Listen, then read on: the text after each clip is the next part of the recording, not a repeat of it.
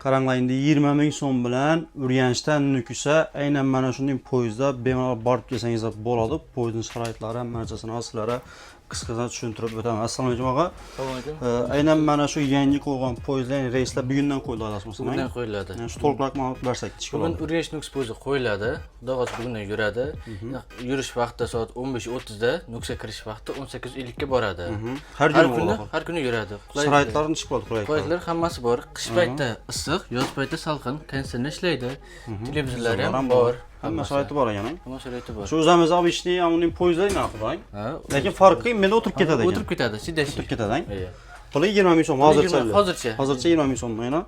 Kelsangiz har kuni 15:30 da yana xalosangiz Urganchdan Nukusga boringlar, xalosangiz Nukusdan Urganchga shuning poyezdda kelsangiz bo'ladi. Arzon ham xavfsiz 20 ming so'm o'ylaman.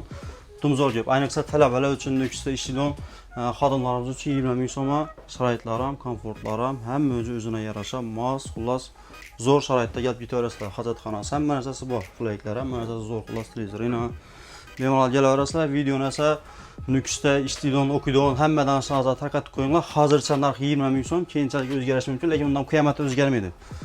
Bemalol kelib foydalansangiz bo'ladi poyezdlardan.